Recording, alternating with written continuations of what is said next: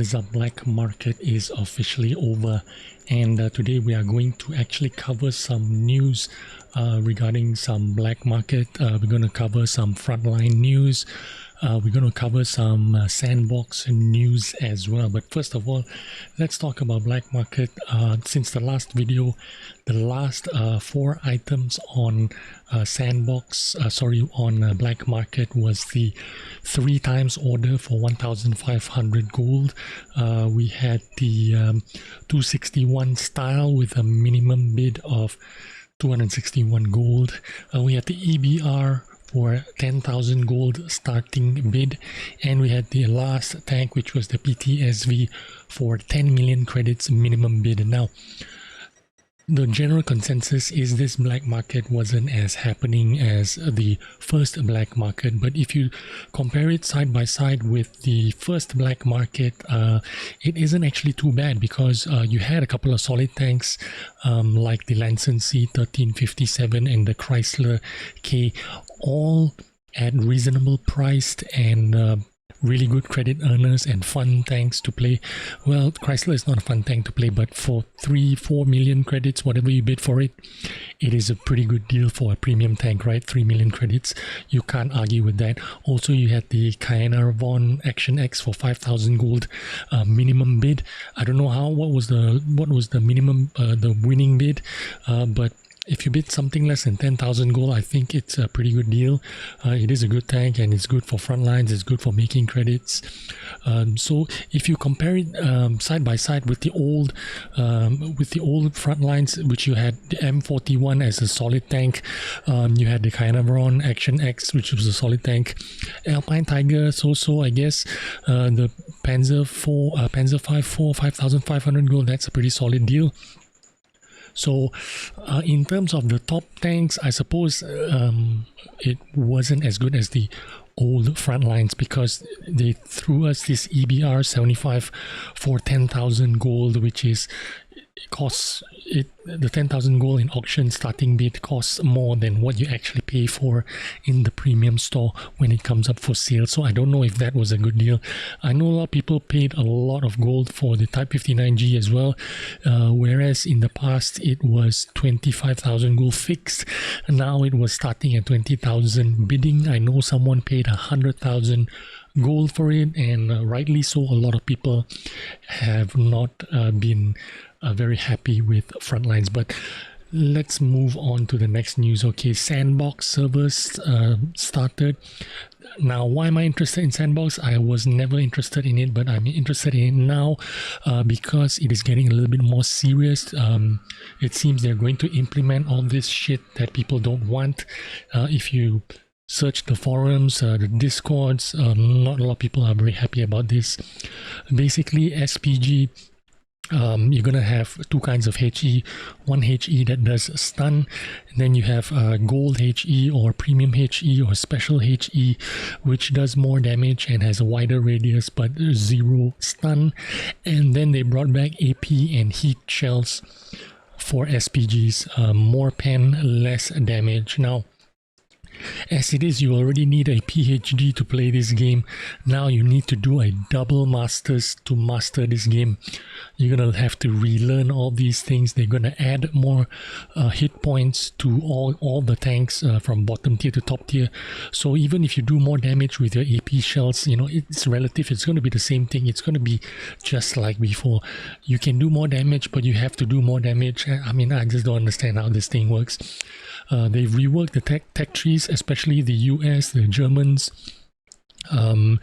the Russian tech trees. They have so many low tier tanks, so they've gone ahead and removed like 13 tanks from the Russian tech tree, and then they added 3 new tanks, a Cavalier, which is a British tank, some Sherman variant of a Sherman tank, and then there's a BT5 tier 3 Soviet tank, heavy tank, and I don't know, they're going to rework the tech tree to something like this, I guess. I don't know why. And then they moved like a bunch of low tier tanks, tier 1 to 5. They're going to remove it and they're going to put it inside a special garage where you can still buy them for credits, but they're going to be separate from your tech tree. they're going to be called like collector's garage or something like that. And then they're also removing a bunch of tier 6 to tier 10 tanks. I'll put a picture of those tanks around here. Some tier 6 to tier 10 tanks, including the AMX 30 and the AMX 30B. Those tanks are going to be removed, and they're going to become gold tanks or reward tanks or something. So that's what they're going to do about those tanks. And I'm going to show you. You can get involved with the New Balance test server, and if you get involved with it and you do the missions, you will earn something like 40 personal reserves into your main account. So anyway, here are the tanks that they are removing. Most notable tanks here are T-62A from the Soviet line. From the German tech tree, there's a Jack Panda, VK. You know, these are not like amazing tanks, but they're kind of collectible. These are going to be turned into gold tanks or reward tanks, or you're going to buy them somehow. AMX 30 from the French line, it's a proper tank. 30B as well, and the 113.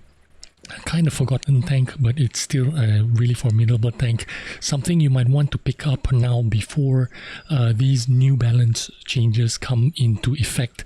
Probably sometime before summer. That's what I think it's going to happen.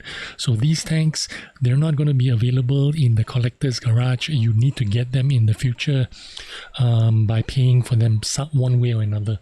So that's how it's going to work. So let's move on to Frontline. Frontline is coming back. Frontline and Steel Hunter.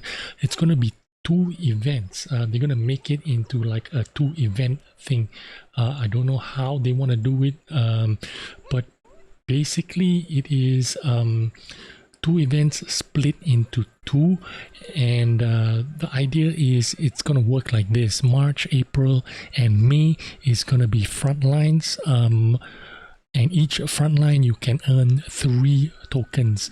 Now with those 3 tokens, you can earn one of these tanks. You need 12 tokens to earn one of those tanks.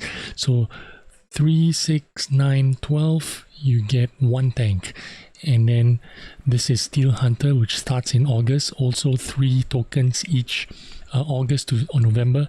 Another 12 tokens there. If you participate in all both the events, Frontlines and Steel Hunter, from start to finish, you can earn 24 tokens, which means you can earn 2 of these 3 tanks: AE Phase 1, the Char Future 4, or the Object 777. In a nutshell, basically that's how it works. But what they did with Frontlines is instead of the 30 levels that you need to go through, this time you only do 15 levels, and after 5 levels you get 1 token. So that's how that's going to work. And once you get the token, there's going to be the first event is in March. In fact, it's already announced. 9th of March is the first Frontlines, and it goes on for 1 week up to the 16th of March. So that's going to be happening really soon, obviously right after the Clan Wars event that's going on right now. It works the same way basically, but instead of 30 levels, you're just going to do again 15 levels and 3 tokens once you've completed 1 episode of Frontlines. So basically Frontlines is like I said, Frontlines is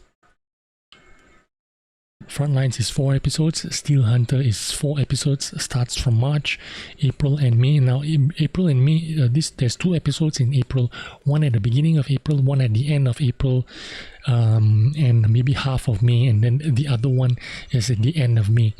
So be prepared for that.